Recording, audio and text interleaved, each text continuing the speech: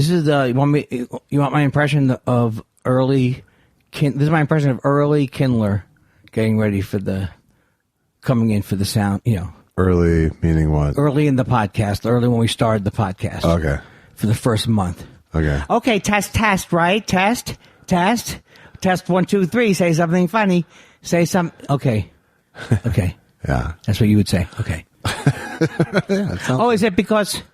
Is it distracting? It's like a best of. Is it distracting, you think? Because in my mind, I kept thinking, next time, even though that's well-trod territory, I think you can bring something new to the comedy. Absolutely. Yeah. I mean, I still haven't thought of it 100 and some shows later, but... From the Thought Spiral Studio. Sometimes I have like a double explosion. Yeah. We in the mixing business call it a red line. What's the theory behind that we're in an underground bunker? I don't know. It's just one of those only exists in radio sounds that I was sort of going for. From the underground bunker that is the Thought Spiral Studios. With J. Elvis Weinstein and Andy Soft Serve Kindler. Bow. And then we should have this. Bow. Bow, bow, bow. Pew. So that kind of song. Right. Was that Eye of the Tiger? Was it? Yeah. Okay. Well, okay. I loved when it got so that you could produce a distortion through a little amp that was like you could buy from a candy store. Right. And so that then achieved, there was no reason to overload tubes anymore. It was already... Except for purity. No, what I'm saying is, except for purity, except I could never master a sound of when, like, here's all of a sudden 75 sounds. You know what I mean? I know what I'm trying to say. I'm saying if you come at it naturally, like I started with a Fender reverb, just had reverb. If you come by it naturally, you can start to know what the pedals are. Right. But I felt like all of a sudden everybody was like, wah! Everything was Marshalls. Right. You could have that Marshall stack even on a headphone going into your head. Yes. Better if it was in a headphone going to your head. Do you think I made my point, or do you think I weakened it? I don't think it mattered. So, okay. So it's, it's kind of a neutral. Can you say it's 6 1/2 dozen of the other? I could say that. But you do agree in one way or another that much of the music that we grew up on, or maybe I grew up on even more than you, is no longer valid because it's been ruined, like a guitar solo. I'm not good. You never want to hear it. You want me to agree that the music we grew up listening to is no longer valid?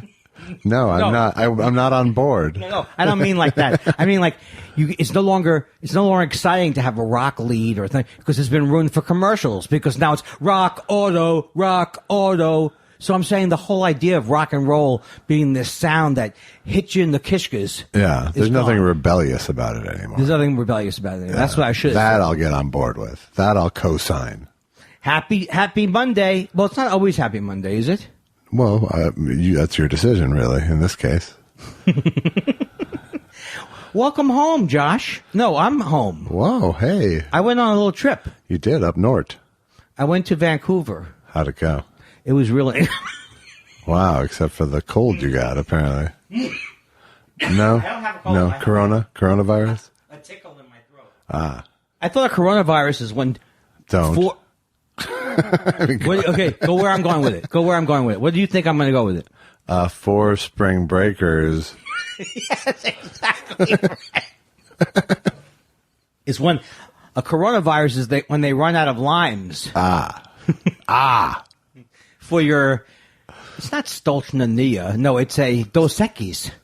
Dos Equis. No, that'd be Coronas. Corona. It would be the key beer. Josh, I really have...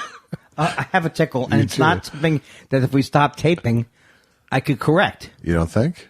No. Okay, well, great. Ooh. Do we need a real laugh from me? Because that was it? To sweeten out the fake laughs? My fake cackles? Yeah. I have to be honest and say this is a trickier area. We're in a trickier area I think every area is tricky for the podcast. What do you mean? Because if I'm at the table, I come up with things there. People should know that, yeah, we've moved rooms tonight. Yeah, and you won't know it by the sound because we have everything equaled out when we put it in. I have egg crates all over my walls throughout the house. So. Oh, geez. Oh, this is going to take an hour and a half to decough this. I'm afraid to stop, though. Why? I'm afraid to stop because what am I stopping for? I don't know. I'm not getting it again. You know what I should do? Maybe some water? Drink some water? Maybe. I'll hold the coffee. Okay. But here's the thing. This must be OCD or something that I can't get comfortable. I can't get comfortable, and that's my excuse now. Okay. Okay, here's my new theory. Right. I'm constantly looking for an excuse to come up short. Right? Right. So here's how, I'm constantly looking at an excuse because do I want to do the podcast at 8:45 or 8:30? Do I go, oh my God, leave me alone, Susan. I can't wait to get over there. Yeah. No. My thing is, do I have to do, I mean, can this be, it's not that I dread it, but it's anything that requires effort. And it's not even that much effort. No. It's a 2-block drive. Right. Drive. What did I say? No, I'm just saying you said it's a 2-block drive, and I know. I accentuated that 2 blocks is covered with a car. I like the way the guy who has too much stuff out on the holidays now has like what's it called? A keepsaver, a placeholder? Yeah. Just a string of lights. Right. I wonder if there's a groundhog somewhere in there seeing its shadow. Oh, okay. I think I'm completely cured now. Do you? Do I know who the I'm sorry? Do I know who the house guest is? The house guest. Do I know them? Yeah, her Sharon. She was at the premiere in New York. Oh. I have no ability to converse or to find small talk. I'm bad at small talk. But it's bad small talk. Where's the large talk that I promised to bring to the... It's not like I'm bringing... No more small talk because we're going to talk about the unified field theory in a second. Right. I have nothing that... Let's dispense with that and get to the... To the meat? Yeah. Look, I just love doing... Actually, if the meat's going to be you talking about your soft dick again, I think I'm going to pass right out of the chute. Did you say my soft... I did, because it was a huge part of last week's show. Well, why would you bring it back up again? Because you don't want me to go there. Yeah, I have a feeling it's going to come up in questions anyway, but... I got to tell you something, my friend. If Susan finds out, and that's my wife, by the way, if she finds out that I'm bragging about my soft penis, she's not going to want to hear it. No? Maybe she won't care in terms of it So I should her. cancel the shirts? What did the shirt say? Please don't make a shirt. If you did, what would it say? I'm with noodles. Well, how about this? That's what Andy soft serve Kindler was, by the way. Well, now wait a second. Now, you're saying it was a huge part of last week's show. Are you saying that people reacted to it? Yeah, and people noticed that you were talking about your impotence at length. I'm not impotent. I'm not impotent. No? I'm like Ernest Hemingway in the novel The Sun Also Rises. You know something is wrong with his equipment, but he's so manly, and the book is so, hard driving and drinking, you don't care. I make up for it. Yeah. Oh, I didn't mean to say that. The Jew also rises. Most of him.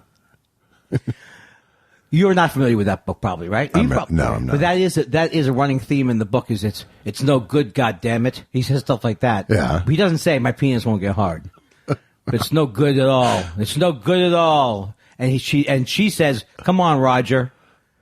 Don't even think about it." But they don't allude to it. Yeah. So I must have either learned. Well, they do allude to it if he keeps going. It's no good at all. No. No, it's not. He doesn't say that to her. Yeah. He says a lot of manly things that would make it hot. I want to go punch a bear. Because my penis is so soft. So, do you think it's something that would affect us getting into a new market? No, but it can get us into some old markets. Hey, can we do commercials for Roman? Yeah, sure. You be the dad. That's good. That's a good slam. All right, now you got me really scared. the main thing is, I think that Susan does not like to Our be show. embarrassed by me. Well, who does? I know. So I've tried to keep the podcast into areas that are only embarrassing for me. Right. But first of all, it's a joke because I'm so rock hard that I literally have broken. Okay. All right. Enough with your dick. All right. I'll stop. I can cut diamonds is what I meant to say. Ah. Selma Diamond. Selma Diamond. Oh, I'm into diamonds. I once dated Selma Diamond. I cheapened the joke somehow. Was she a good girl or a golden girl? No. She was like a very funny lady, though. Yes, she was. Okay, we clear. Have we lost our dog, or we're gonna go get our dog, or? She'll come back. Oh, the door's open. Yeah. That's a good one, buddy. How come you don't have a dog door? Have you ever thought of a dog door, or have you ever needed a dog door? A dog door would be nice, except for I worked on America's Funniest Home Videos, and I saw enough other things come through dog doors. Oh my God! So they really like vermin can come Yeah, in. raccoons can come in, and cats. And Now I have to ask this question: why would they ever build a dog door if everything can get in? yeah, you can lock them and stuff, but then at some point it defeats the purpose. Yes. Yeah. I told you. I told Lucky I put a lock on there, and you know how to operate it. You should have said to her at some point. Yeah. All right, so She says Andy will come in it, standing up fully. let me make a note to myself, okay, before we go further. Okay. Don't talk a lot about my difficulty sexually. Down south. Although, I was going to say that my porn name was Soft Launch. I think I've done that joke before. Yeah. And if not, it's worth doing again. It's Jim Crow because of the troubles down south. Let's just say I have a Jim Crow situation in my pants. Trouble down south. Are you telling me that there's anything better than that could be? That is fucking gold. Well, what are we going to do with that joke? I can't do that joke. You just told me not to talk about it anymore. You can do it on stage. Just don't sully our podcast with it. That's a mean thing to say to me. Yeah. That's a first. I had a joke about By the way, I'll talk to you afterwards, but I need to actually. This is a first. I want to take a joke from you. Well, why? I mean, mine don't work. Well, that's why. Why can't you tell me now? Because I don't want to reveal. Oh, to the yeah, world don't the reveal joke. it. Yeah. All right, but you won't forget it, right? I won't. It's from me and Gruber. That's good. Has this something I've done before or talked about? It is something. I don't know if it ever made it into the rotation. Okay. So. Perfect. So I got back from Vancouver. It was very nice up there. I love it up there. I was staying in, they put you in a nice hotel. Nice. And it's beautiful. And the weather was, for me, perfect. It was cold, but not like crazy cold, like Minneapolis cold. Right. And the weather was good for me too, which was like, it rained a little bit, but it was just, I really appreciated the gig. Yeah. What was that face? No, it was just weird the way you said the weather was good, it was cold, and then you went, and the weather was good too. Well, because I'm not a good conversationalist. That's why I didn't want to do a podcast. It was weird.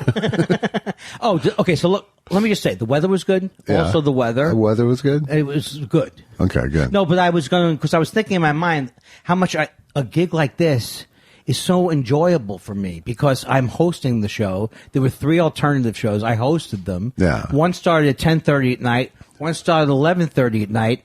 And then the third one started at 11:30 at night. So 2 nights, Susan and I were able to actually get a meal in because normally we don't. We're running late for everything. You couldn't get a meal in before 10:30? No, wow. It's rough. Well, no, the first night we got there, I had a show that night. Ah, okay.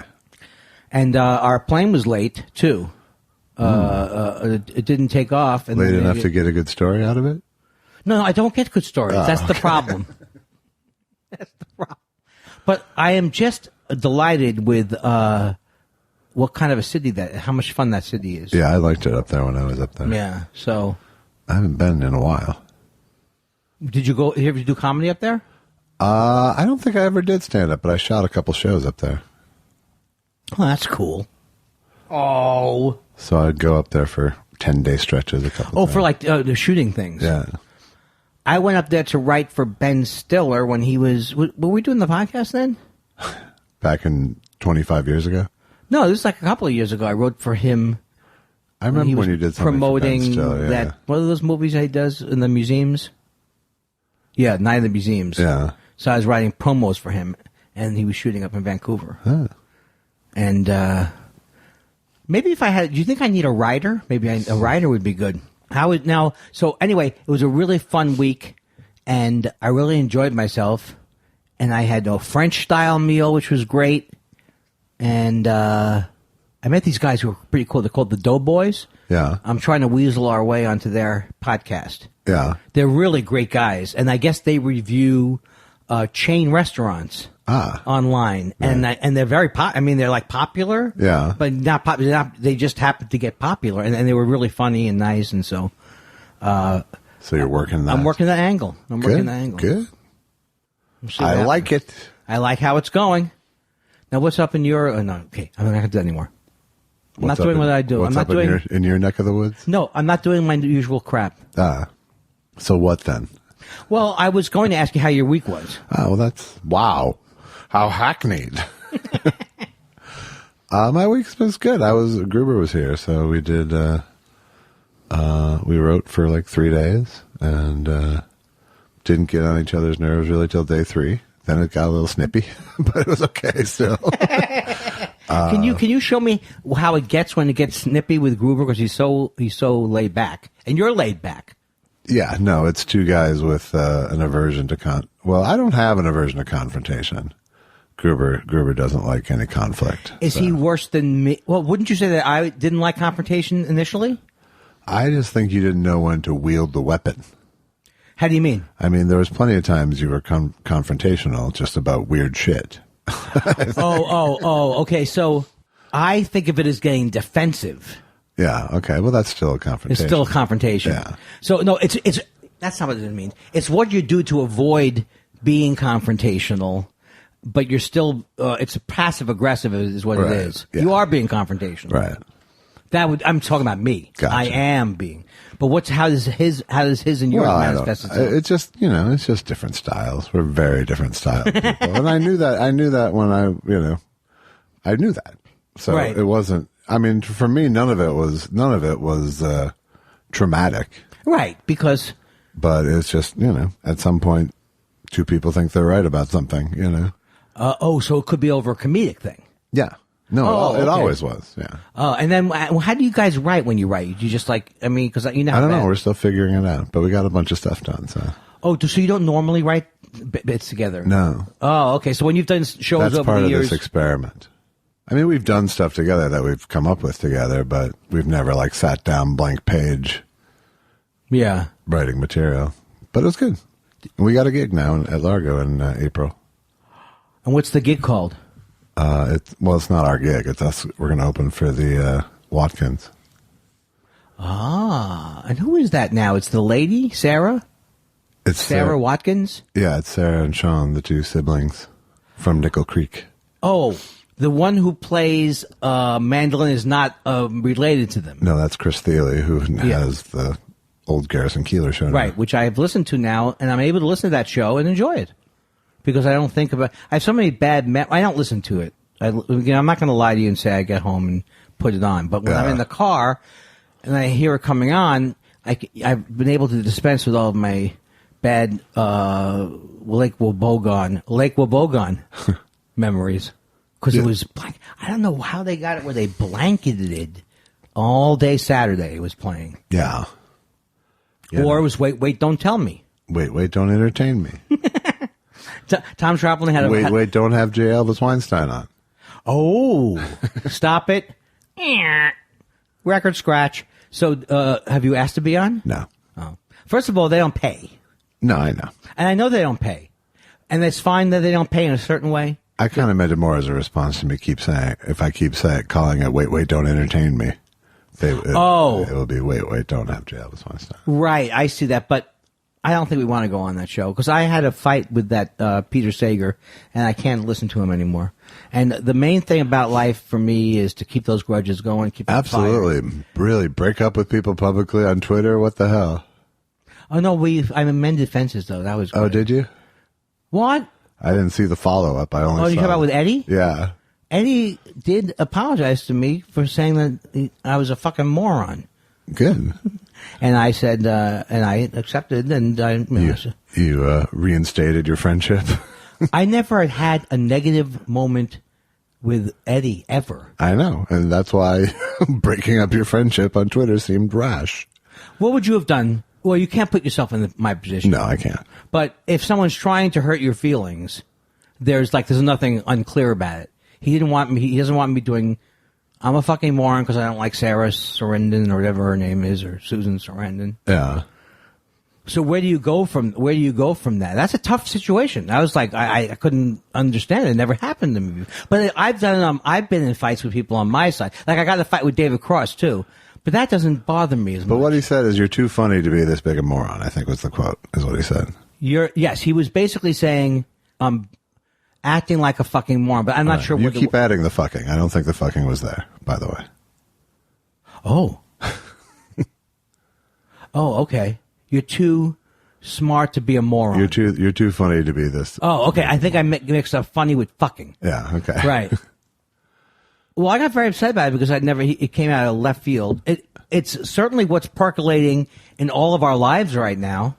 Yeah, I just don't understand why you go straight to end the friendship publicly as opposed to going, "Hey, what's up? Why did you just call me a moron?"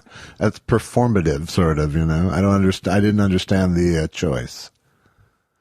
I am officially breaking up with Eddie Pepitone. I find him terribly funny. He's very funny. I've never had a problem, but I must break up with him. Okay, I'll tell you why. Okay. If that had come from Dave Anthony, I would have expected it. Yeah. But I've never, because he's a nasty person. Eddie has never been nasty to me before. We don't banter back and forth like that. Right. He's been nice to me. Right. So he went from 0 to go fuck yourself, to. So you're too funny to be to be a moron. Right. So how would you respond? Oh, well, I'll stop being a moron. He's trying. I would say you're too funny to call me a moron or something like that. Yeah, I don't know. I really don't know because it was a very upsetting thing, and then we got over it. But I know what you're saying. I think I should look on how to react. In the moment, I just thought, this is it. This is it over politics. Because to me, it isn't just Eddie. It's a whole group of people. But in that moment, I kind of put Eddie in with all this group of people who I don't get along with anymore over politics. Right, but you made a point of saying, I have no other beef with you except for this one moment. I think there's certain things that you do that are so out of bounds that...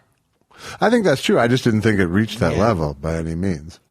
And I was surprised to see the absolutism of it. Yeah. I guess I'm thinking now about it. The whole thing depresses me now. I've been depressed about it for a couple of days. Because Twitter fucking sucks. I know that. I guess this is my underlying point, is that Twitter is toxic for some people, and you are in that group. That's true. I don't know what to say about it because I haven't given up Twitter, and I haven't given up. No, I don't think you should. But I know, but I don't know how to approach. I don't know how to approach it without getting upset. Yeah, I don't know. I mean, this is obviously a topic that we circle back to, and I just don't understand the appeal. If it makes you have those feelings, why keep going back to it? I won't go back to Twitter. Maybe I shouldn't go back to it. But then I don't promote anything. Well, or go back to it to promote and do jokes, and don't don't make it a conversation place. I don't know. I guess I'm unresolved. To me, I agree with you. I can agree with you. And I think that obviously, since I've not been able to get rid of this problem, that it's still a problem. But whether there was a Twitter or there wasn't going to be a Twitter, there's going to be people getting very upset about what's happening right now. And that would happen whether there was Twitter or not Twitter. So part of it is just people telling each other off. I mean, Dave Anthony has told off a lot of people. And, and Eddie, people were reaching out to me that Eddie's politics had alienated them from Eddie. Right. All these people. So it's almost like I'm glad that we're friends. I'm glad that it went. I'm very glad. No, I'm very glad to hear that you guys resolved it in some way. Yeah, well, I don't think he should have called you a moron, by the way. I don't think that was cool. But I also think, that's when it's a friend, that's when you sort of take it offline. Yeah, that's probably right. You know what I mean? That is, that's the adult part. Yeah, I should have just taken it offline. I think so. I can agree with that. I don't know why the thing is very. Well, I just think I'm sorry. I didn't. You shouldn't say you're sorry. I didn't mean to make you feel. I didn't mean to make you feel ashamed. You didn't make me feel ashamed. The thing is ashaming. The experience was ashaming. I just feel like in real life, you have changed to the point where you have the ability to examine your feelings before they become behavior. Well, I even thought in this particular thing, I was actually more adult than I would normally be, because I would never, under any circumstances, not say this guy isn't hilarious, right? And he's really funny and all that kind of thing. So, well, you were both mistaking funny for character. What do you mean? I mean, being funny isn't a character trait; it is a personality trait, but it's not a character trait. Right, but he was. I mean, both of you. Yeah. You know what I mean? Like, he was saying, "You're so funny. How could you think this?" Meaning, you being funny is a virtue, and you're going the other way, where you're going, I'm not saying anything about his funniness, but I'm saying I can't be friends with this man anymore. And the funniness is besides the point in terms of this conversation. I guess the funniness. The only thing that's not besides the point with the funniness is the fact that. It's you both saying the only time I respect this person is because of his funniness. No. I think what it is that what makes people who really think each other is funny, what part of that friendship is the shared sense of humor. Yes. So that's what it really is. It's more like, I love this guy. He shows so many positive things, right, like on stage, but it doesn't really it doesn't ultimately make sense, because it's not like, because you're trying to, I guess what I'm saying is, you've hurt my feelings badly. I'm surprised that you hurt my feelings. You're such a funny person. And I just don't know. I mean, the thing is, there's two parts to this. One thing is like, who gives a fuck about me, and who cares about, I'm saying this to myself. Yeah. Who gives a fuck about any of these things? Why am I on these things? And then the other part of me is like, if I make a rule that I'm only going to be funny on Twitter, I guess I could just make that rule and not be funny, but I could only use it for informational things. What I would lose would be the part where, this is the difficult part to it. Like, I got all this blowback because I guess the Majority Report has Crystal Ball on a lot, and that's fine. But I think she's a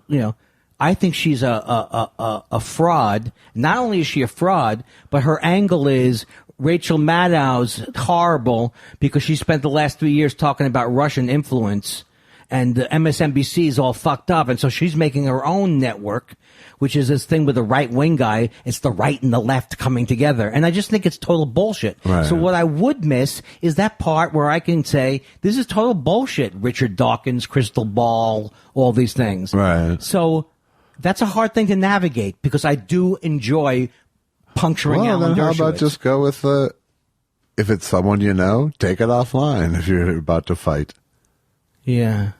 I guess that's all she wrote. I don't know. This seems like... I just feel anytime a friendship breaks up between two Democrats over politics, Putin gets his wings. It's self-fulfilling prophecy, kind of. It's, I hate this tone, but I'm still going to fight with people I like. Yeah, I think it's... Publicly. That's true, but I think it's beyond that. I think the frustration for me is, there's a frustration that I have with how people are... Let me put it this way. I have a lot of anger at people like almost rage at people like Dave Anthony, because Dave Anthony to me symbolizes so much of what is horrible about Bernie Bros. It's a guy who every time I would be with him, I never said a negative word about him. I've always been supportive of his comedy, and he's always been kind of an asshole. And so when the asshole part comes back to me, and I've been so nice, or I think of myself as being like, I'm in my mind, I go, I have been nothing but loving to this guy who everybody else, like with Dave Anthony, everybody else like, he's a jerk, he's a creep, but Right. I thought he was funny. I reached out to him. So there's something about when these people start to make these arguments that are based on they really believe that they're better people because they're socialists. Right. It must get back into a more, what is it called when something's like a Primal. Yes, primal, archetypical fight. It must be a fight with my father or with somebody or whoever. Right. That goes beyond the argument, obviously. Right. But because I'm so angry about it, Right. it wouldn't matter whether I was on Twitter or not on Twitter. I'm still fucking steamed in an unhealthy way. So part of it is getting off of, like, for a long time I said to myself, I'm not saying anything about any of these things that are on Twitter. I'm going to be the guy who's just fooling around, right? Right. And so I make a light Bernie joke or I make a light whatever. And then I just get so frustrated, like when someone like David Cross, who is a wealthy white man, he's a wealthy white guy, is talking about how maybe the Democrats of the 60s and 70s just didn't care about the tens of millions of poor people. I see red. I just see red with that. And so I hate what he's saying, and then I turn it into a fight. Right. And then so it's not working for me. But I want to be able to fight maybe, and I don't want to not say things. So Right. Well, maybe paper drafts of things, because Angry Andy is not effective Andy. no. Well, there's two aspects about it. One is mental health, and one is just a simple PR perspective of this is to many people Andy Kindler's public face. but that feels like it's more pressure on me. Well, I think that in some ways that's what you need, though. To think that it's, you can't think that it's invisible sometimes and everyone's seeing it other times, I don't think it's a matter of invisible, but I think that I'm expecting a certain rhythm with it. And when the rhythm starts to go sideways, I don't realize how angry I get until it's too late. The inability to look people in the eye while you're having a fight with them changes the dynamic completely, The inability to actually have it be two people rather than two exchanges of text. Well, that's, of course, why it doesn't happen when I'm with people. Like, I would never get in a fight with Eddie if I was with him. That's what I'm talking about, right, though. That's exactly my point. But then is why, when it involves someone who you actually have a relationship with, why keep this interchange in this artificial realm where you're not going to have all your tools? Yeah.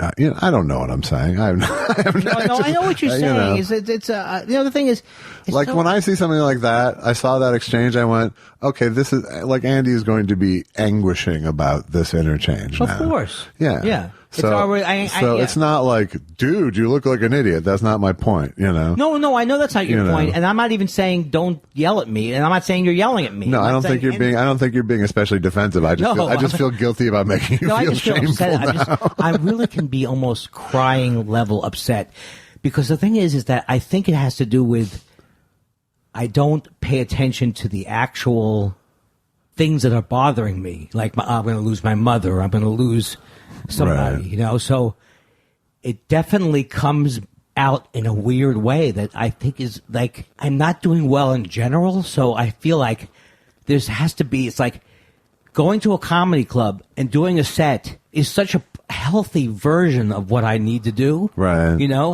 It could go haywire. Someone can punch you in the face, but in general, it's the perspective that it places. It shields you from all this stuff that you don't want people. That's why I never wanted to do a podcast. Right. Not for this, but I didn't want, because this is not what I was afraid of. But like sometimes, so much, like I always thought with Mark Maron, he's such a genius and he's such a great interviewer. It was like, I'd be worried to give out that much information about myself all the time. We've crossed that threshold, I think. What do you mean? I mean, if you're worried about giving, penis? if you no, that wasn't even I'm just saying, if you're worried about giving out, the code about yourself. The thing is, I don't even to me, like, it's like that I was able to learn that I have all this anger. It's like I'm going to apologize. The next person I'm going to make amends to is going to be Margaret Cho. I thought I'd see her at this festival. Yeah. Because I really feel like I went after her in a way that was just unfair because I was very angry. Right. And she didn't deserve it, Right. So I can see these things clearly. So I'm more comfortable now with people. I'm more comfortable now with having different sides to my personality because I don't think it's so couched in someone's an enemy. So I was able to see how, because ironically it was Eddie Pepitone and me, people like Eddie Pepitone and me, going after Seth Rogen. Yeah. That was like, why are these people coming after me? And I think Eddie and I do share a certain ability to bash people. You know what I mean? Yeah. So it's more like I don't even know there is no answer to it. It's just embarrassing, I guess is what it is. Well, I mean, I think, just talking to you, it's clear that you're actually using it as a way to vent anger. You mean Twitter or? Twitter. Yeah. Yes. Well, I use comedy that way too. Yeah, well, that's healthier though. Right. Because you're in control of that situation. It's not adversarial. Yeah. You're using it to channel it to entertain people as opposed to fight with people. I think if I'm going to go after these people, here's the fear. To me, this thing is not the fear, but here's what happens. To me, it's so transparent what this crystal ball is doing and so kind of shitty what she's doing. Yeah. And I think it's like, it's a life and our country's going through a life and death situation. These people are peddling this left and right coming together stuff.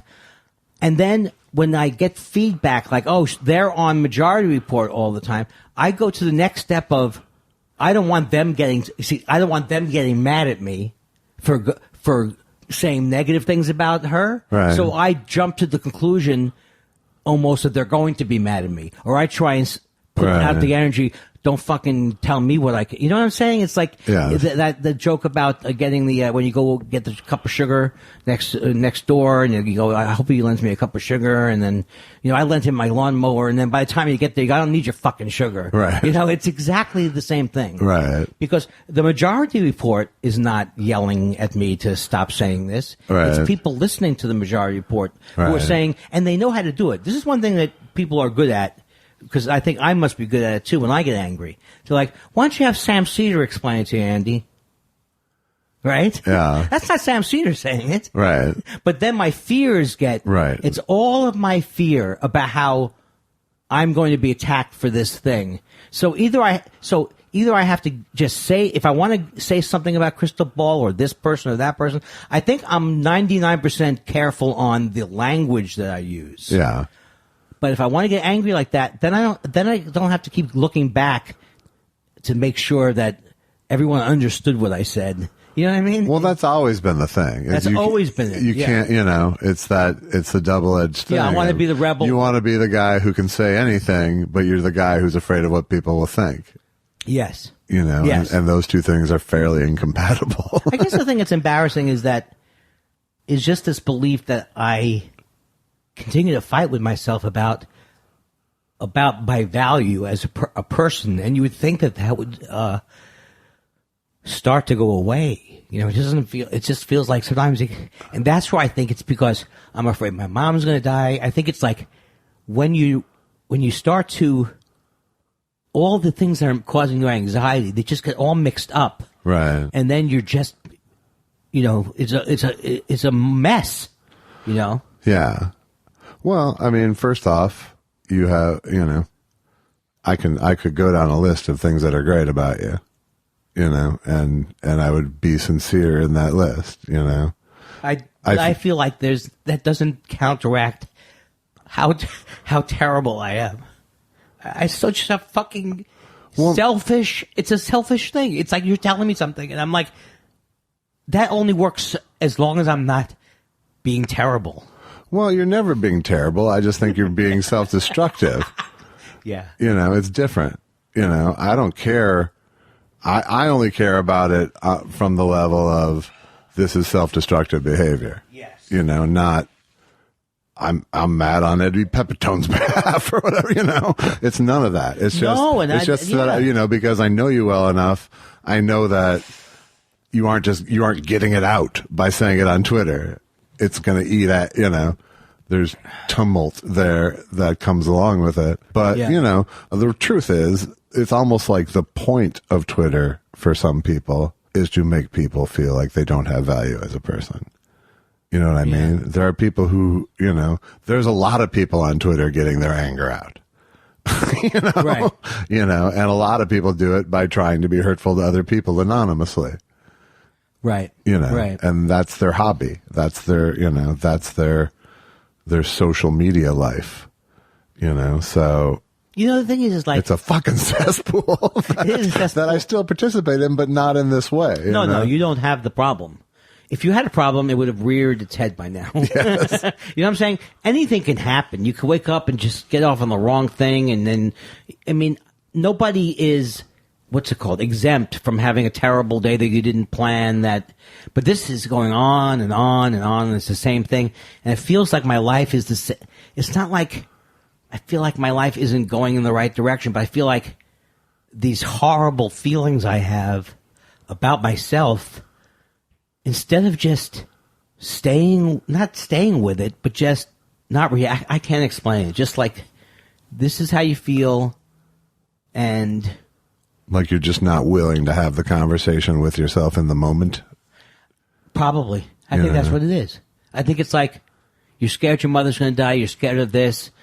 You're scared that Bernie Sanders is going to get the nomination. Right. I mean, you may really have psychic terror. Right. This is what it is. So I think that's what I think is like, in my mind, I go, if these fucking idiots would realize that Bernie is like shooting himself in the foot every goddamn day, and he's talking about Castro the day after. It's like, I really believe that what he's saying is going to hurt me. You know what I mean? So that's why. So okay, but I'm already I'm already not out of control, but there's already things about this I can control. Right. That I'm trying to control with anger and just go fuck yourself. Right.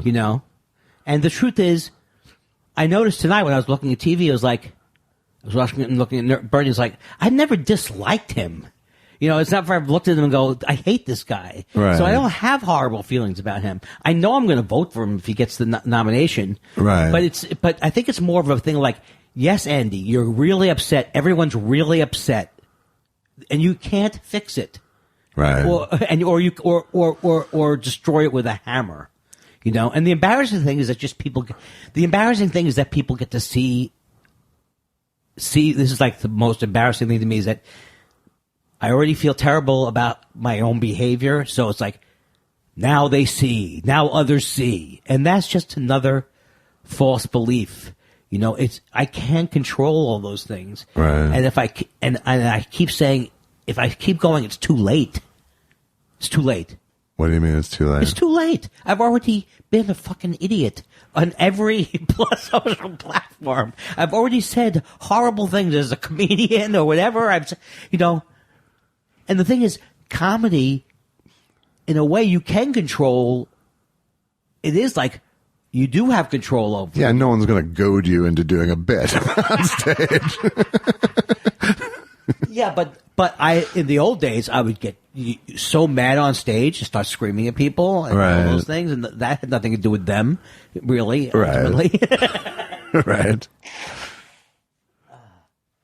The fear of wanting the idea that I have to be perfect, even though I know I'm not perfect, right? But I have to get people to think I'm perfect, or I have to be the coolest person. I can't have David Cross. But that's the trap. But that is the trap of online. I mean that is what virtually every single person online is trying to show the world that they're the coolest person online. You know, you go to Instagram, everyone's living a fucking magazine ad life, you know. You go to Twitter, everyone is hilarious. Look how hilarious I am, you know. Right. Including myself, you know. But, yes. You know, or look how liberal I am, or look how whatever I am, you know. And it's all, it's just this total abstraction of humanity. That's true. You know. No question. And some, you know, some people, it's like caricatures. Some people look okay in a caricature. Some people look grotesque. You know? Yeah. But everyone's a caricature there, you know. That's the interesting thing. I mean, it's not interesting, but the self-destructive behavior loop. I don't know what it is about the psyche that goes, well, I'll go now. I'll push it further, or what is it that you're trying to prove to yourself? It's like you have this belief that you will be defined by your behavior. I think that's what it is for my family. You're absolutely defined by your behavior. You are not your faults. What's that from? That's from a previous episode of our thing. You're not your faults. You are not your faults. Oh, I was doing the Australian enlightened guy. Yeah, that's what you were it was. doing it. Yeah. Your feelings about yourself are separate. Well, I mean, it's you just, are. you know, it's, I don't know. I'm just trying to think of why, you know, trying to answer your question about why I keep going back to the self-destructive loop. No, you know? I don't. Oh, okay. Why you do it is because it's why it worked at one time, or it's the only thing you could do, or it's the only thing you know how to do. All right. So I think I can answer that and say, but this whole thing about how I have seen people, like, I can't let people see any impurities about me or anything other than the Hawkeye. I want them to think I'm a funny Hawkeye. Right. In life. You know, Right. That's my show. Right. You know, a young kid who wants to know about comedy. Right. I had to do this, my friend, help the poor people over here. Right.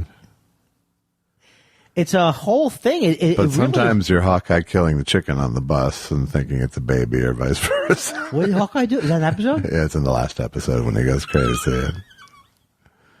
Or your Hawkeye when it was like, he threw me in the pond.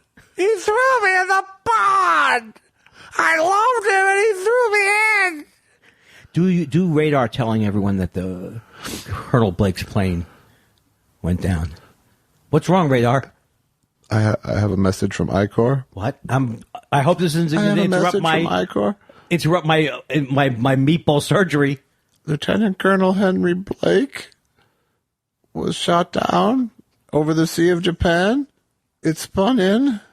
There were no survivors. Oh my God, this guy! This is what you want from a TV viewer. It spun in. There were no survivors. Oh my God! Do you think that him leaving for Hello Larry, is that a... He didn't actually leave for Hello I know. Larry. There was Okay, several why did he years. leave? There was a few years in between. He was off to do other stuff. Yeah, he had been on that show for so many years. But there was right? there was a few years between. Oh, so that's MASH just something and that Hello I Larry. had in my head. Yeah.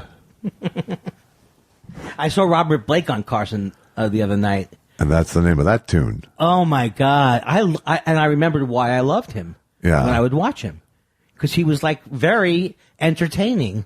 He was a character. Absolutely. You He know? was like Harvey Picar almost, or Right, but like the accent to me was like he's got to be putting that accent on after all those years. oh yeah. Because I'm just a tough kid. I'm a tough kid. You know what are you going to do with that? My favorite was a Larry King, which I probably talked about before. Was my son. I love him, but I'd take a bullet for him, but we can't have dinner. And he was on Larry a lot when he was on trial too, Yeah, right? yeah. How many amazing things have I seen on Larry King? So many. When Larry King said to Don Rickles, why don't you do more movies? You're such a great actor. We don't see you in movies. And Rickles says, Larry, you're a Jew. You're a Jew, Larry. You'll come down to Las Vegas. When I'm performing, you'll come backstage and you'll suck up the tablecloths through your nose because they're free. Now, how can I remember the exact nonsensical thing? They're free because he has a Because you big probably Jew. rewinded it like 4 times to remember. He's got a big Jew nose, and so Larry King. You see Larry King going backstage. Yeah. You see him as a character nosing around, sucking up things through his nose. Yeah. It's easy to see. It's easy to picture.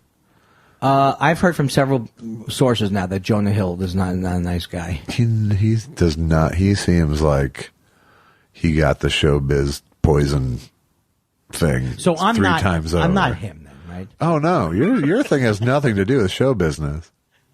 Oh, his is a I'm a big in show business guy. Yeah, his is that there's a lot of showbiz toxin built into what's wrong with him. Have you worked with him? No. Right. Or I'd say nice things about him. Oh, well, how much are you going to charge me for the session? I don't know, but I'm just happy to say our time is up. Thank you. And you know what that music means? I like that on Dr. Cash. You know what that music means? Yeah. Yeah, that was sort of therapeutic. I'm sorry. I do feel badly for. I don't think you should because you know what? For chop busting. I'll tell you what it is. but- You're my closest friend. I know that you have closer friends. This is all I'm already doing it. No, I don't have closer friends, but I have friends that are as close. You know what? What is it with me like? He's my closest friend now. Josh is my closest friend. I wonder if he feels that I'm his closest friend. But if he said that would certainly put more pressure on me to eventually get in a big fight. There's no friend that I spend more time talking to. Right. So here's what I'm saying. It's like, I feel like I was bothered by this. I was thinking about this in terms of, I was almost afraid to come over here. Yeah. And even if you think about it, at the beginning of this podcast, I think I was very nervous because it was going to come up, even though I had put it below my I even put it below my consciousness. Right. I was already I'm over there. I'm going to be conversational. And So I played right into your daddy issues by bringing it up pretty much. no. I think it was going to come up. Okay. That's what I'm saying. All right. I'm saying if it hadn't come up, I really do think I would have brought it up. Okay.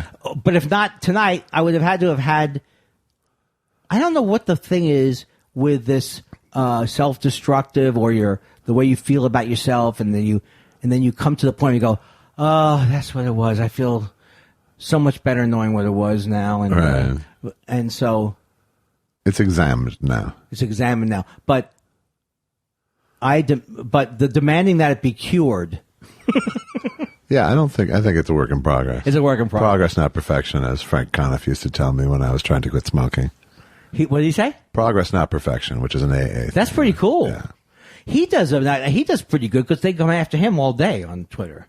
Yeah, but he doesn't care. That's the thing. Oh, right. Yeah, he will only try to score on the people he hates with jokes. If you know, he only comes back at the people he has a joke for, you notice. Well, yeah. And once in a while, he'll just do a fuck you.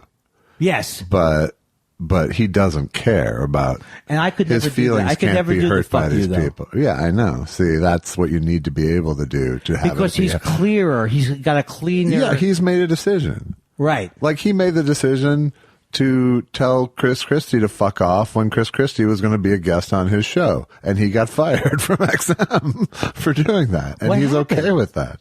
Oh, what happened? He showed they were he got fired from XM because he basically he went after Chris Christie On the air? Well, I think he had gone after him on the air, but he was going to be a guest on the show, and there's like a sign in the lobby, and Frank posted it and said something, I mean, you wouldn't like it because he made a lot of fat jokes about Chris Christie. Oh, right. But Frank could say that he's he's not a big guy, but he's a bigger guy, so maybe I don't like heavy jokes anyway. Yeah, no, I know. But I hate Christie. Yeah, and so does Frank. Yeah. And so Frank wrote some scathing thing with the XM picture of his name, welcome Chris Christie on it. So, Online? yeah, And then he got fired? yeah, banned from XM. What was that show? John Fugelsang's show. Oh, you never told me. You are not a gossiper at all. Well, Frank talked about it online. It wasn't gossip. It was. Oh, so you probably thought I knew it. Yeah. Oh, okay. Because I knew that he wasn't. I knew that he wasn't doing that show anymore, but I never knew what happened with it. No, he was banned from XM. Do you think there's any way to get banned from David Feldman's show? It would be tough. It's a tough one, It's right? a tough one. Because he was pretty funny with the thing with me and Eddie, where he said, how come you never apologize to me? He actually is a guy who is insane about politics. But, like, he is more comfortable with his own persona. Right. Again, he's another guy who's okay if someone hates him. Yeah, but I don't think you should say, look, why can't you be more... I'm not saying there aren't glitches. Well-adjusted like David Feldman. No, I'm not saying there aren't glitches. He is hilarious, though. He is. Okay, so I think we got through that. I think you realize you know what was hard about this whole thing? Was looking at that mask. Yeah. Because that mask does to me portray... Can you explain, is that something... Who did that? That is actually, I bought that in Vancouver. Wow. And it was a Northwestern Indian life mask from the Kawakawak Indian tribe. Look, if you don't know the name of the tribe, just don't make fun of it. This is the artist's grandfather, a life mask of the artist's grandfather, which I saw in a gallery and was sort of riveted by. And I kept going back, and Allison said, you should just buy it. Well, what it showed for me during that... It's a carved wooden face. Right, and it's kind of scary in a way. It is kind of scary, yeah. I think it's meant there's an evil spirit warding off quality to it. Do you know anything about why they're made or and stuff like that? Because in this tribe, the people have masks made as a boy, as a man, and as an old man.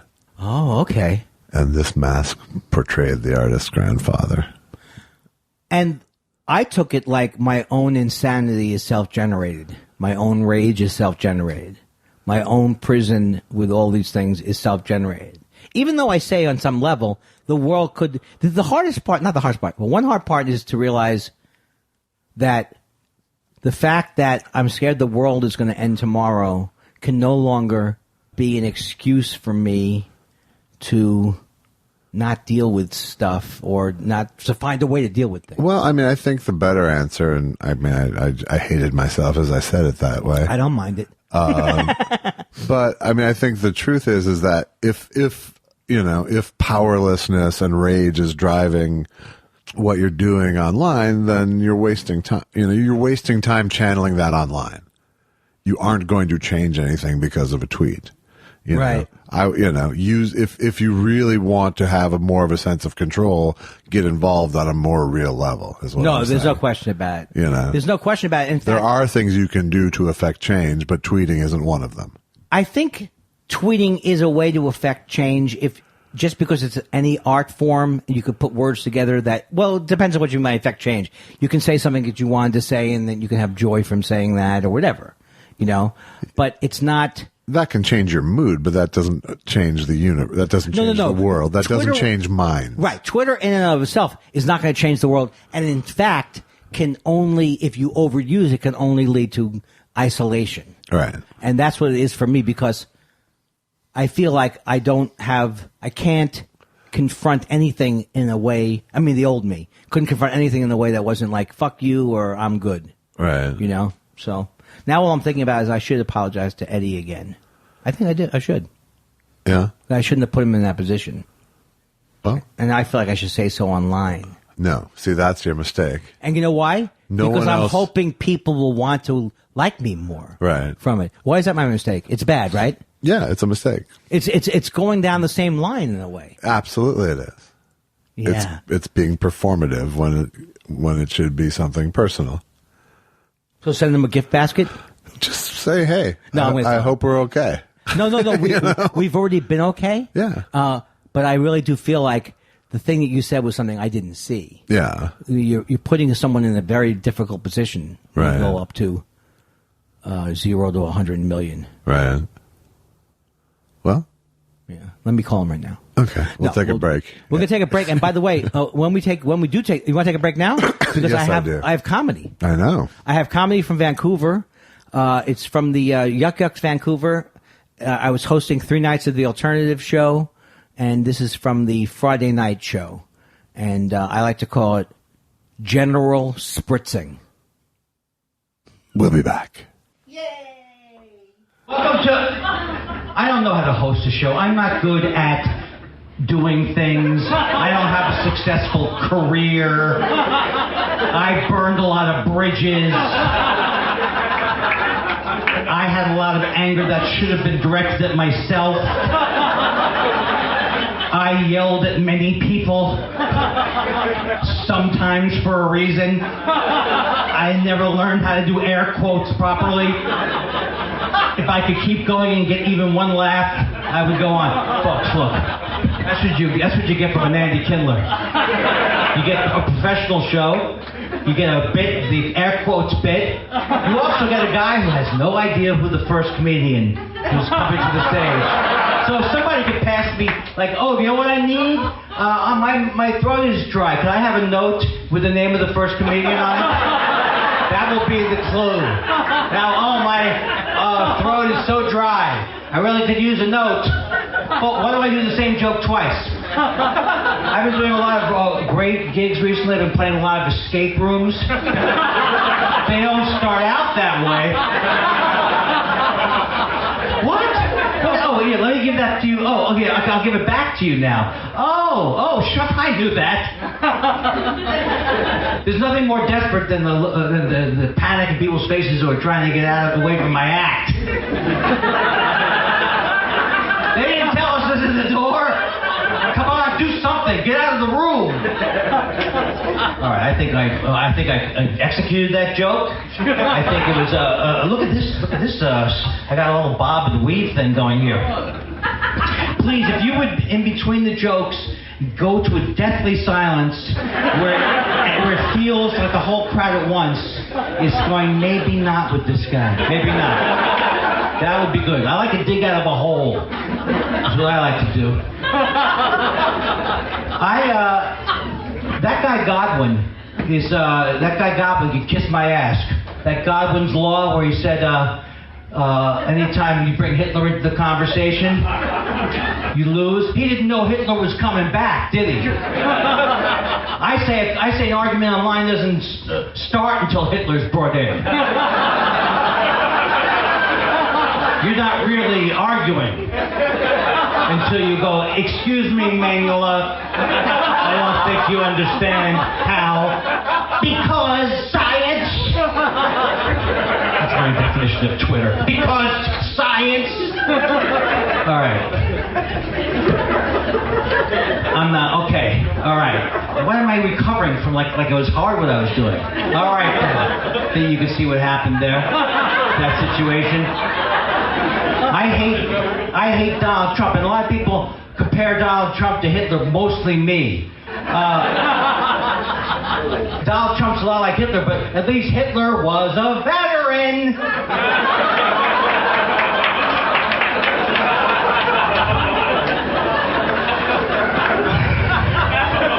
I was watching Antiques Roadshow, which is the greatest show in the world, and what they do is Antique Roadshow. People they look around their houses for like old pieces of paper and tin foil or a shoe, and then they go down, or they bring a rock with them down there, and they stand in line for 15 hours. So the rock I found outside is not worth anything.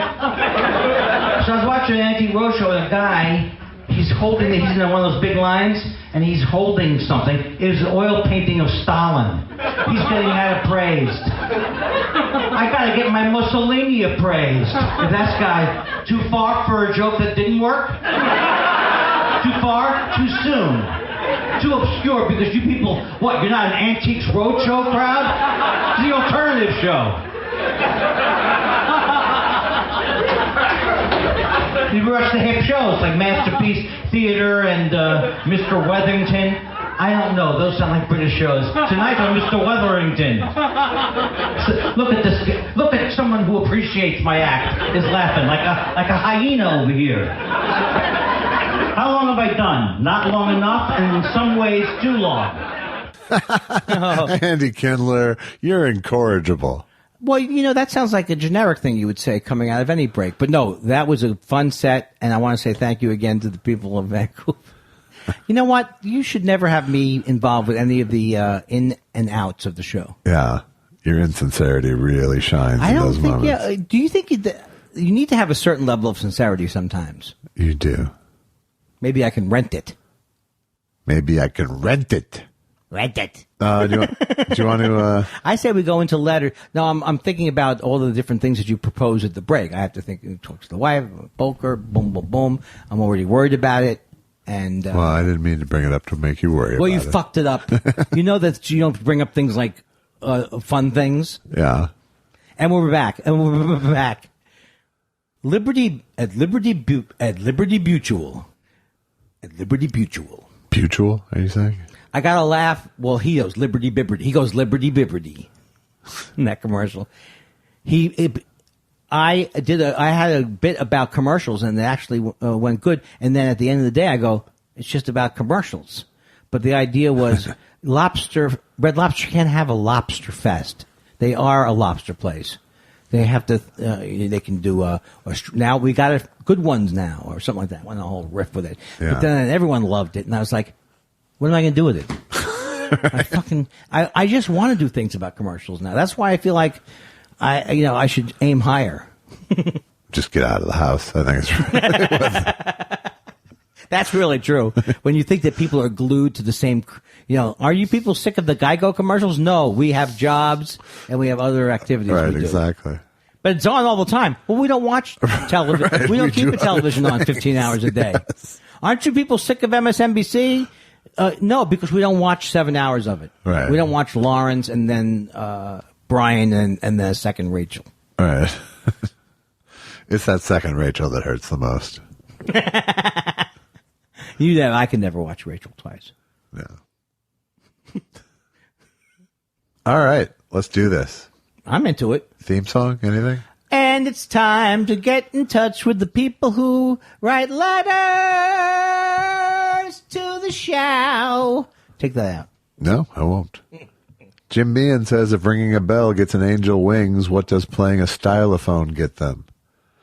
Now, you haven't listened to last week's show, but I played my little synthesizer stylophone for the intro and outro of the Gruber. Oh. segment, it gets the angels buying a Kraftwerk album. That's right, Susu. You're right, Susu. Susu, you're right again, you stupid young kid.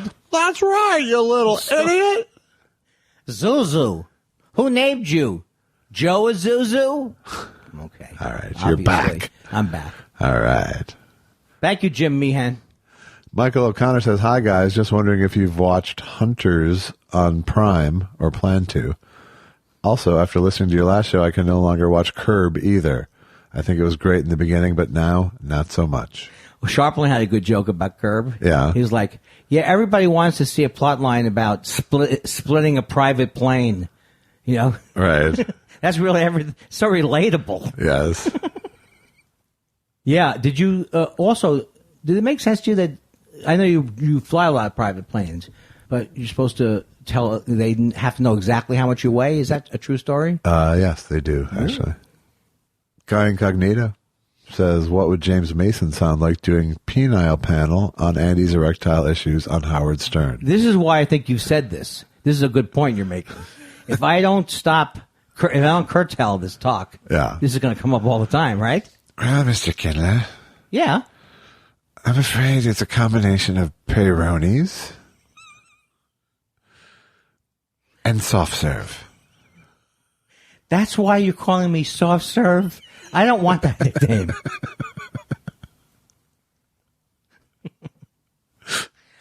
Nothing better ever happened to my wife because I'm not going to be an attractive widow now with all the knowledge that people have. What if I just call you... eunuch or something? No. What does that mean, eunuch? A unicorn or something? No, it's a eunuch.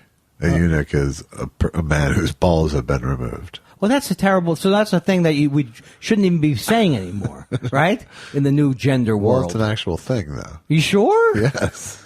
Why would they call it? Is that so you don't know how horrible it is? You just be a eunuch afterwards. Well, they guarded harems and things. Oh, okay. And they sang really high. Castrati is what? Also a eunuch. Are you saying that they cut their balls off because they would have been too attracted to the women? Yes. This is making me hot. I don't know if it's good or bad. And who allowed this? So I'm going to start. I won't call you soft serve. I'll call you Tom Carvel. How about that? We'll know. Did these people want that? They didn't want their balls. Nobody wants their balls to get cut off, right? At the time? No, generally it was a slave thing, I think. Oh. But I think castrati, the singers, it was a more voluntary sort of thing. Well, now I feel better with the whole thing. And does it work? If you stop them from, you're stopping, what are you stopping by cutting off the balls? I assume the production of testosterone. You sound like you're talking to a moron. All right. I hope everything's an urban myth. It's not an urban myth. The castrati? Yes. Well, how many was this for this is for singers in the choir? And they sang, this is the Vienna Boys Choir. You're saying at one point. No, those were boys. Oh. I'm talking about, there was music written for these castrati voices, which were these soprano men, essentially. Well, then weren't they paid very well? You can't always get what you want. You can't always get what you want. And were they considered then like big stars? Yeah, some were. Not worth it. Not worth it. Too much of a sacrifice. Guy Incognito also says, imagine, if you will, that ESPN's 30 for 30 and the boys from Brazil melded into one, and Joseph Mengele did color commentary on Coach Bobby Knight's chair-tossing meltdown. Can you imagine, can you? I'm throwing this chair across the court. Well, ladies and gentlemen, a great display of manliness has just taken place here in the arena. Get out of here. Even though you're my son, I'm going to throw a chair at you. He's thrown a chair, and I've never seen a better display of sportsmanship in my life. Bobby Knight. Bobby. He really is not going to wear well. Bobby Knight.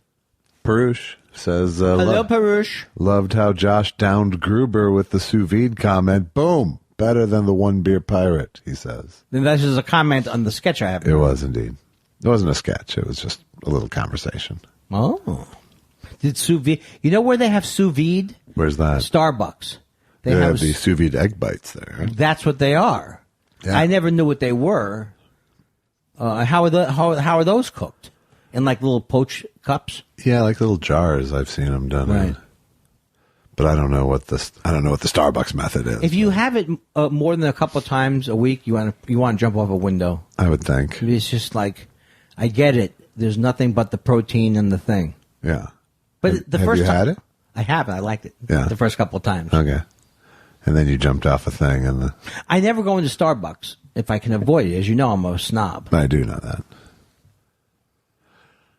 Yo ho ho, yo ho ho ho, yo ho ho, yo ho ho ho ho, Yoshiya, Yoshiyamamoto writes.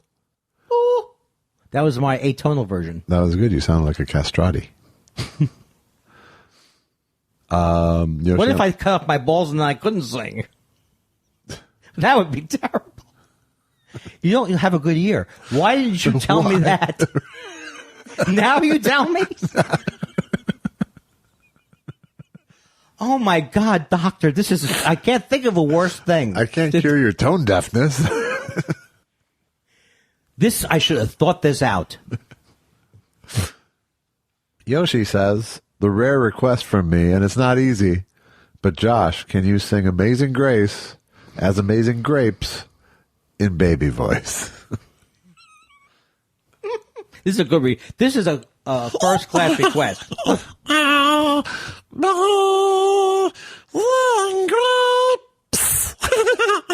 How sweet the juice was saved a glass like me. I once was thirsty, but now I'm quenched. Was blind, but now I see.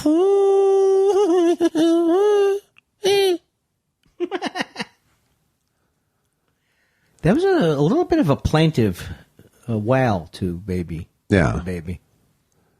Joe says, love you both and hope your thing stays medicated. when the mood is right, Andy is a double-dip delight. Weed laws are antiquated. I like that. I know, There's that a was lot like of puns going on. That was like graffiti almost. Is this another reference to my soft penis, though? I think "Hope Your Thing Stays Medicated" might be, but I'm not sure. This was why didn't you cut this out? I actually, honest to God, I took some out because it just got too much. I don't know what got me on that jag. I don't know. Maybe having a soft penis. It might be that. Commiss G says, what do you think Dr. Joseph Mengele would say to Andy if he were aware of Andy's erectile dysfunction? Dr. Mengele, I'd like to... Well, I think what would be, someone else pointed out that I didn't say it last week and should have, was, you impotent Jew. I will not be stopped by some impotent Jew.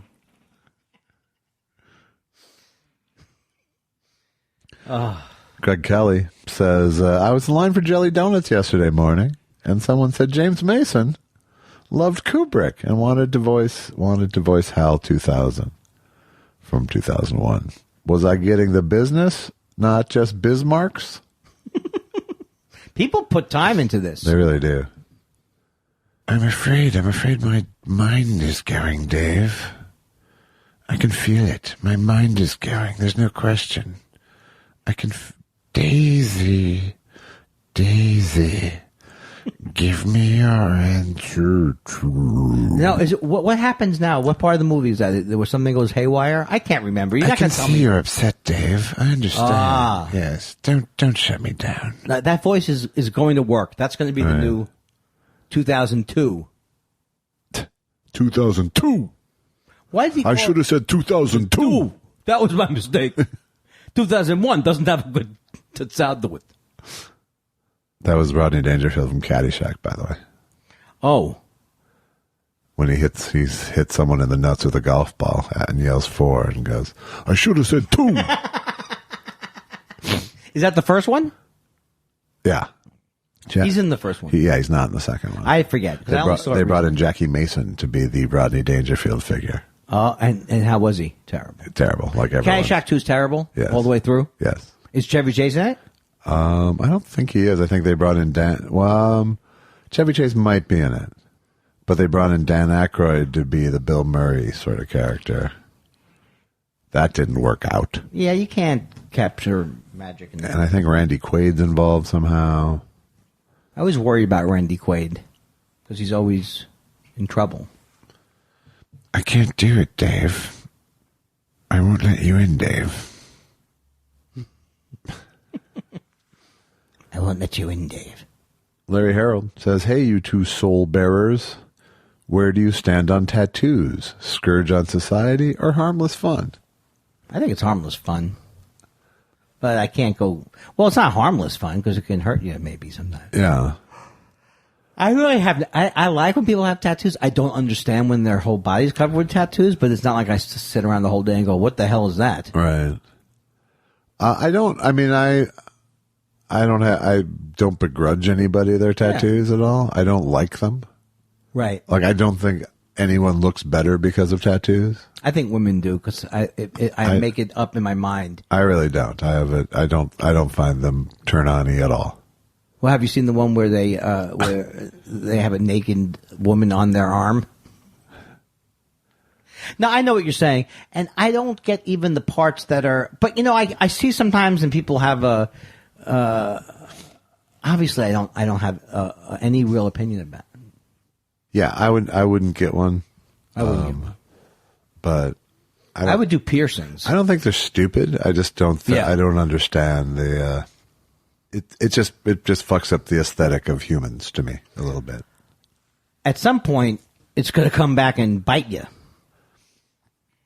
I also am against white power signs on people. Yeah, I think that's... Keep that... I think I can be steadfast in that as well. I hate to go out on a limb. But I mean, I think there are cool tattoos, but I've never seen a pretty tattoo. You know what I mean? I've never seen anything that I went, well, that's just good art. Yeah. Well, I think you'd probably be thrown out of the tattoo parlor. Probably. Also, it's against Jewish law, but that's really besides the point. That's not something... We would only use that as an excuse. Yeah. So we don't follow Jewish law. I mean, we follow Jewish, as long as they don't deviate from the regular laws. Sous Vide says, if we did a crowdsource to raise money, would you two do a remake of Midnight Cowboy? I see Andy as Ratso, but I'm open. I thought you wanted to raise money. Well, I do see myself as Ratso, too. I see Andy as young Bob Balaban. I'm walking here. Hey, I'm walking here. I think I'm mixing up Dog Day Afternoon with Midnight Cowboy. No, I'm walking here as Midnight Right, 'cause Cowboy. the I'm next- dying here as Dog Day Afternoon. Oh, I'm dying here. I'm dying. And that's Al Pacino, Attica. as opposed to Dustin Hoffman. Oh, I mixed those two up my whole life until I was like 30. Yeah. Although I did finally figure it out. But there was a time. Do you think when you're younger, it's harder to discern adult faces? Because I really had the problem with Mike Douglas and Merv Griffin, and Al Pacino and Dustin Hoffman to me look similar. How did you do with Fernando Lamas and Ricardo Montalban? I didn't know there were two separate ones. Exactly. That's a tough one. That's more racism, though, isn't it? Like Tom Jones, Engelbert Humperdinck. Where did you fall? Never confused them. Did you have the Merv Griffin, Mike Douglas? Did you notice they were similar looking? Or I noticed that they had the same gig going, the daytime afternoon talk show, but I did know the difference. well, I like Mike, entertaining, fascinating. I like Mike, he's the utmost with his co-host. I like Mike. is that the name of it? That was his song? That was at least the commercial. Wow. You're a something of information. Font. I'm Comic Sans when it comes to the font of information that I am. Seth Dick III says, if you could put time in a bottle, what's the first thing you'd like to do? Buy a Jim Croce album. If I could put time in the bottle, the first thing, that's not my favorite. And, I'm a little embarrassed about how much I love Jim Croce. Why? I don't know. I'm embarrassed about everything I liked when I was younger. I'm embarrassed I went to a Loggins and Bazzina concert. Well, that's justified, but I went to a Styx concert, so... Yeah. But I love Jim Croce, but if I could save time in a bottle, he's like, he wants to make time stand still. Is that the concept of the show, of the song? Well, think it through. If I could save time. I don't think I ever thought it through. Yeah. Yes, he'd like to save this Save thing. every day till eternity passes, and then just to spend them with you. Okay, well, it's a love song then. You think? What's the question, though, about it? What would we do? Yeah. If I could save time in a bottle. Oh, Jesus. I don't do well with those. Whatever happened to First Thought Theater, huh? Right. If I could save time in a bottle, I would put it in a certificate of deposit. Beautiful. Thank you. Hey, guys, no question from me. Have a great week, says Dan Wade. See what he did? No. Yeah, he flipped it around. He has no question about it. He put, as his name, he put, hey, guys, no question from me. Have a great week. And then as his question, he put Dan Wade. Not bad. He went the full route. He did. Have a good week, Dan Wade. Now that's a guy who knows how to make art out of a tweet. Michelle Wisecarver. Good evening, Michelle. We love to hear from you. It's always a part of our day that makes us sing. Sorry about that song, Michelle. Michelle says, I adore this podcast and you gentlemen. Please go Shark Tank. And its various iterations make me double over with giggles no matter what I'm doing at the time. This can be an issue when I'm driving. I hope to hear some good Gruber stories from the past week, Josh. Yeah. This makes me feel like, well, thank you, Michelle, but this makes me feel like we can never cancel a show and we can never do this podcast because we're bringing joy to dozens. Yes. Man, it's a pressure now. I think they'd recover.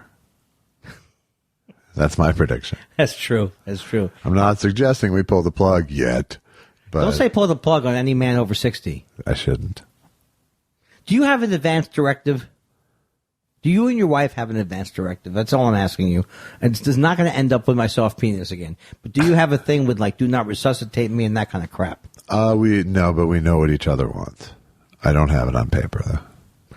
But the way... Oh. So why is that just as good? Huh? Is that just as good? Well, I mean, I would have the power if something happened to her and vice versa, so... Okay. Well, I'm depressed myself with this conversation. But yes, I mean, we should living will it. Do you have? Oh, yeah, and you don't have a living will either, right? Well, that is a living will. What we're talking about, essentially, the advance directive. But you're talking about a will. Right. I don't have a will. Well, do you? Do you have a way? Do you have a will? Am I in it? You're in it. Yes. What do you leave me? I leave you all the work. You're the executor. I leave you the Beatles pinball machine. You got it if you want it. I don't want You're going to have it now. Who's the executor of your estate? You. Okay, that's good. Yeah. Wookie Talkie says, what are Gregory Peck's favorite games? By Milton Boo Radley. His favorite games? By Milton Boo Radley. You sunk my Bobby ship. Hungry Bobby Hippos. And, of course, Axis and Allies and Bobbies. Boggle was made by Parker Bobbers. Is this going to be the first line of your obituary? Is your impression? He did bad impressions, is what's going to be. Don't ever say that, because you're our go-to guy for impressions. Oh, my God. Johnny L. Tenney doesn't have an impression request.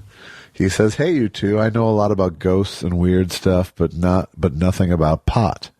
I'd like to get my dad off of some of his pain meds. So what strain, etc., do you, in your expertise, suggest? He does not want to smoke anything. Thanks. What you need to do is the ones that are for pain, he can take it out of a liquid. A tincture. And there are ones that are specifically designed for pain. They're like my sister, when she needs to sleep, she has 100 to 1. CBD. I think that's the confusing part. I'm not exactly sure what's to what, but that's what you need. Some of that kind of I'll have to. Wow, that was useless. So how about tinctures are good if you don't want to smoke because it's a concentrate you can just dip under your tongue. If he's not, I mean, obviously he's not an experienced user, so that might be a little much to start with. So I would get some 5 and 10 milligram edibles. If he wants to be more alert, I would get sativa ones. If he wants to be a little more sleepier end of the spectrum, I'd go for indica ones. Right. I guess and I would experiment with high dose CBD as well because that doesn't have any of the psychoactive effects. But it does help a lot of people with nerve pain, and it does help. It does have sort of an anti-inflammatory thing going on too. And that's what I mean. You should get, like, MedMen has it out here. There are some people who will tell you what the thing is for what you need. Right. That's what you do need in a way. Yeah. So I think go to a good dispensary.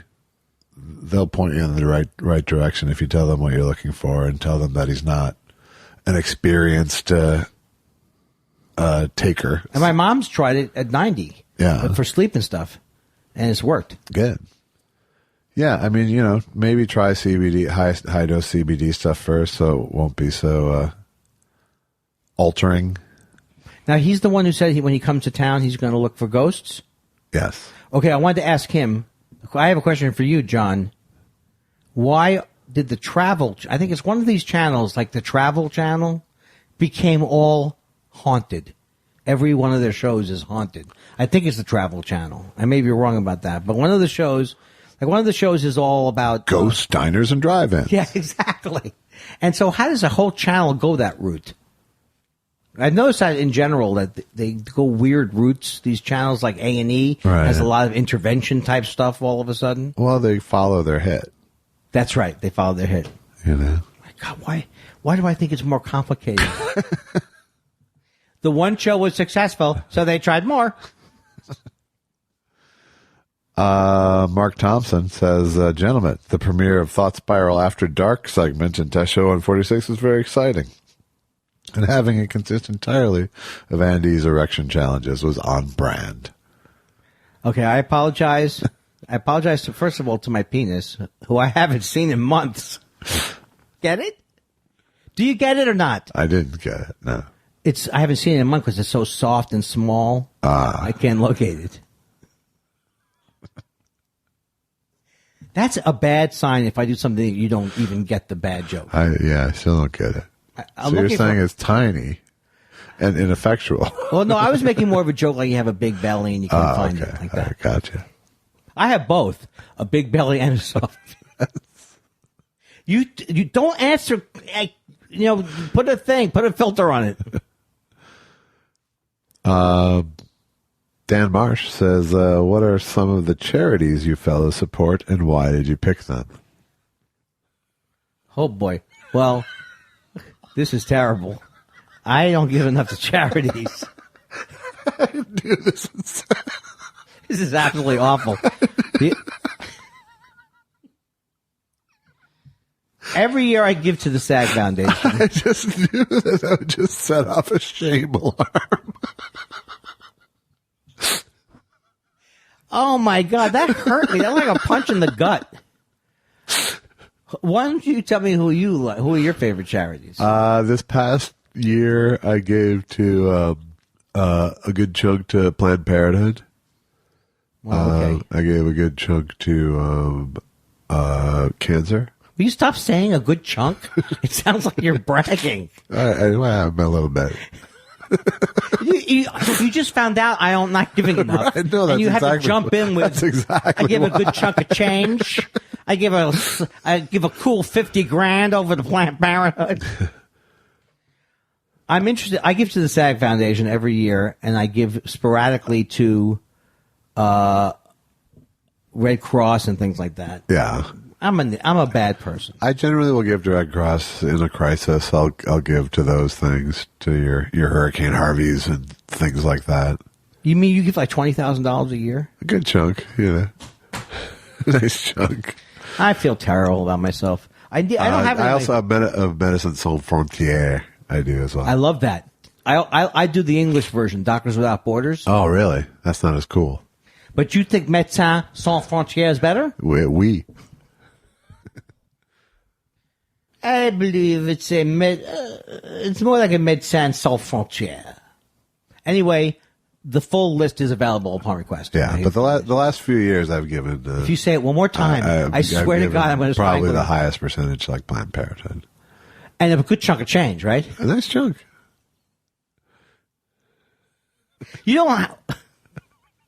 And yeah, no, I did actually do that to hurt you, by the way. The question? No. Oh, but you realized when the nice question chunk. started. But as soon as you heard as soon as I saw the question, how'd you know it would cause only me a shame? Because you think I'm a cheap, cheap Jew. As soon as I heard, oh boy, oh boy. Well, I'm not Jerry Lewis. I really need to start doing more. What I want to do is I want to start volunteering. Yeah. I do. I want to do something for old people. I want to entertain people in assisted living or go say do something hi. for your own kind.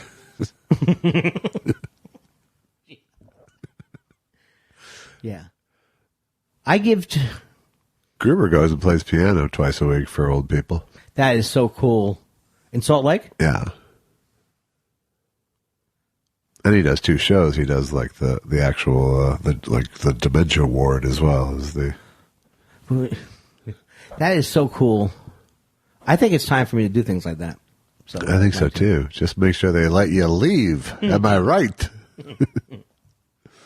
Oh, and as opposed to thinking I'm a member? Yes. Dan Marsh is back to shame Andy some more.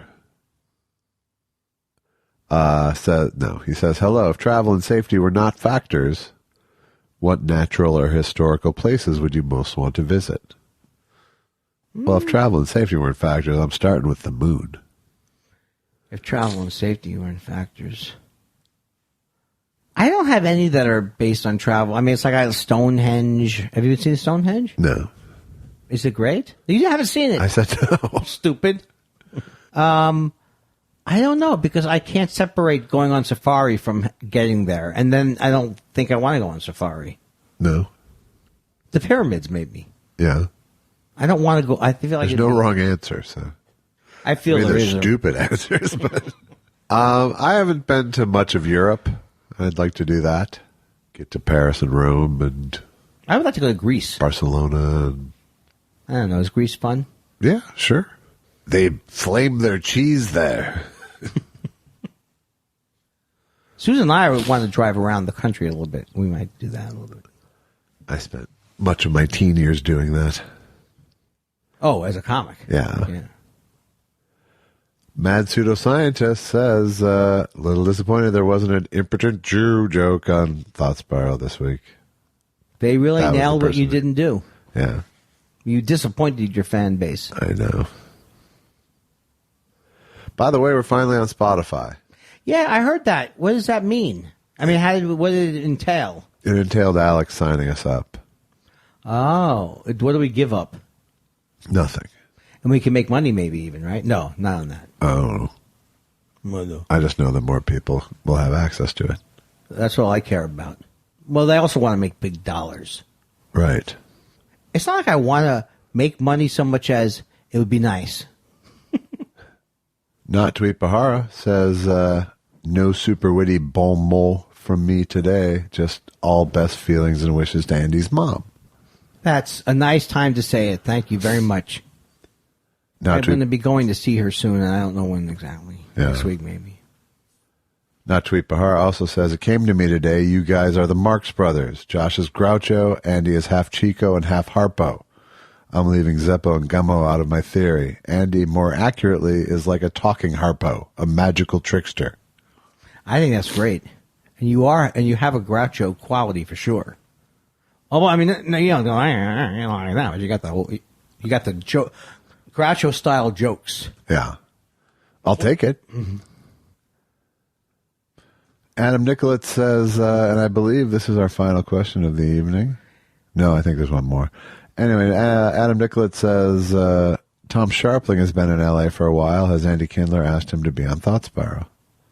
I would love to have him on the show, but I think I would be.